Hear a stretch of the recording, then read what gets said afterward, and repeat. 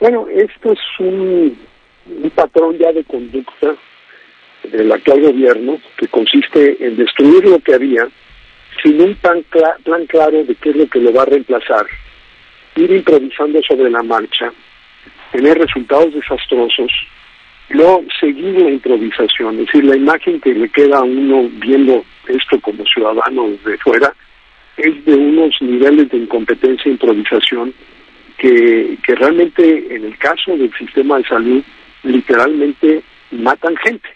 Y hubo muchas advertencias. Esto es producto de esta ideologización, esta idea de que todo lo que había antes estaba mal.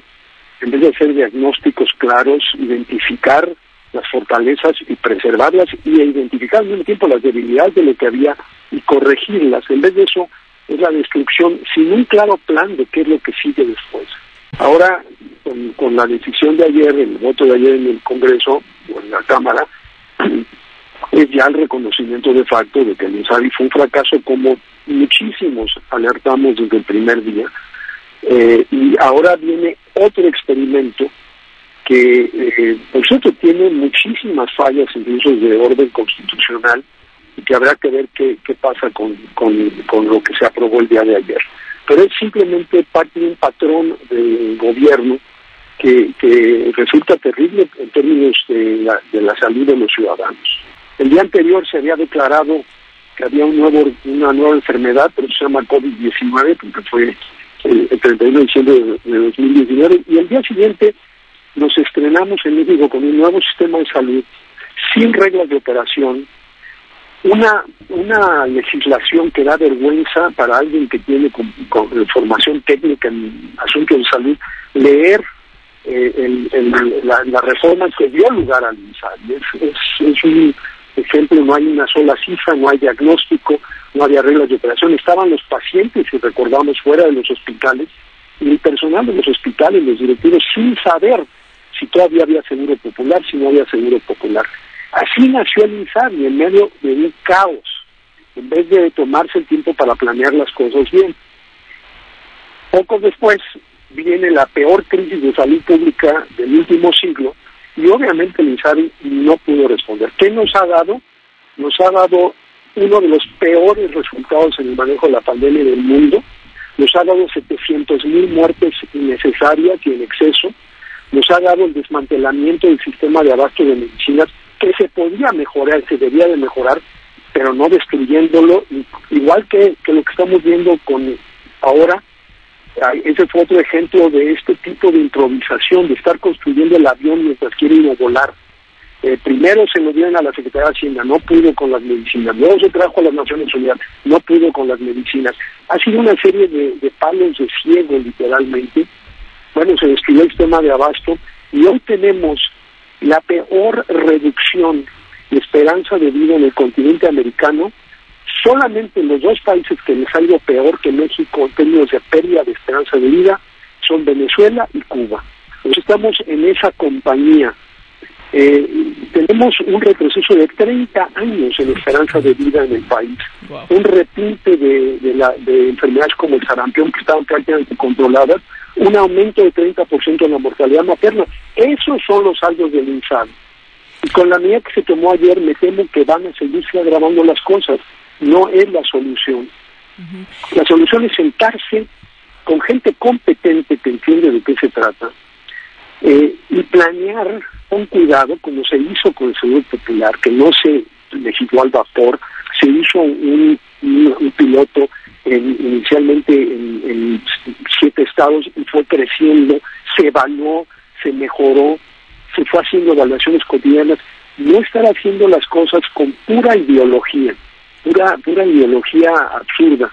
Entonces, lo que tenemos sí no es Dinamarca, es el México de los años 70 del siglo pasado, un verdadero apartheid médico, donde se crea un organismo de salud pobre para los pobres, sí, y una seguridad social totalmente separada de eso. Ese es el legado de lo que deja el INSABI, y seguramente estamos ya en la parte final de este sexenio. Ese va a ser el legado en materia de salud de este gobierno. Bueno, es decir, Lo que se debió haber hecho y lo que este gobierno tenía la oportunidad histórica era realmente llevar el sistema de salud de México hacia un modelo como el de Dinamarca, porque interesantemente el Seguro Popular nos acercaba a eso.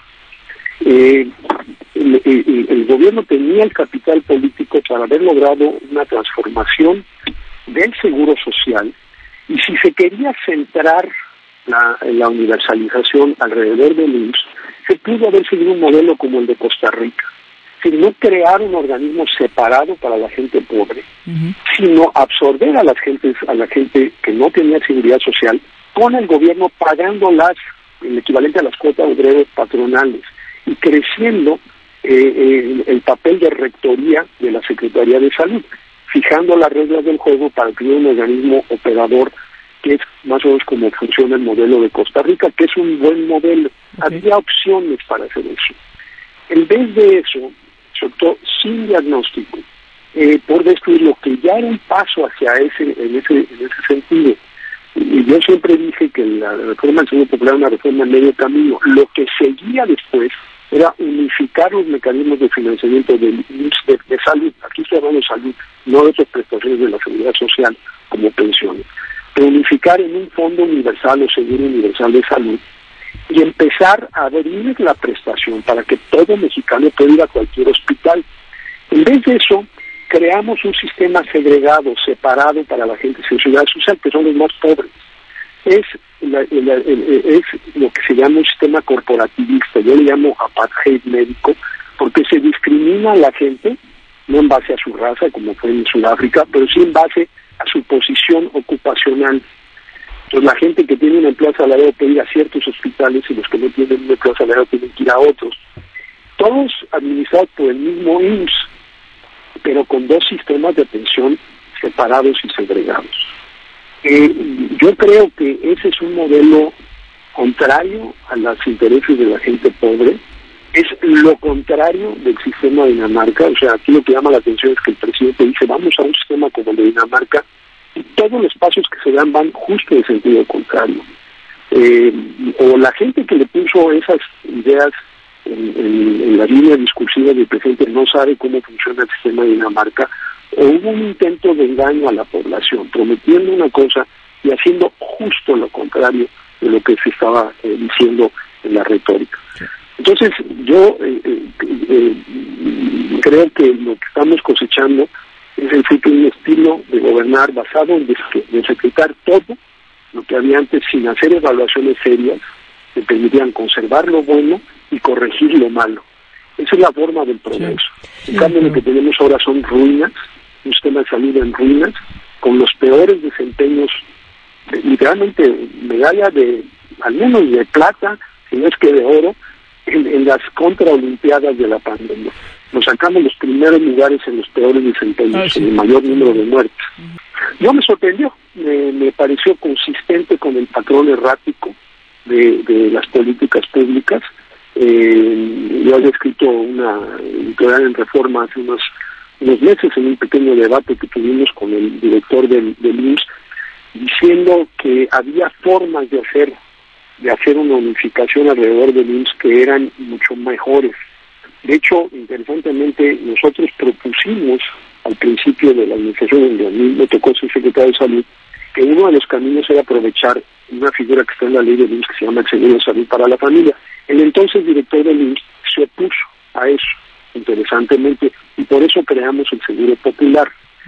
Pero siempre con la idea de que eventualmente, una vez que tuviera una cobertura importante de la gente sin seguridad social, deberíamos tender a convergerlo en un solo fondo de financiamiento, lo que se llama un sistema de pagador único, que es lo que es Dinamarca, lo que es Suecia, lo que es Gran Bretaña, los ejemplos, Canadá, los ejemplos que ha dado el presidente. Que lo que eso hubiera que hacer no era desaparecer el Seguro Popular y expropiar los fondos que estaban ahí integrados, como el fideicomiso, que era el Fondo de Protección contra Gastos Catastróficos, que desapareció.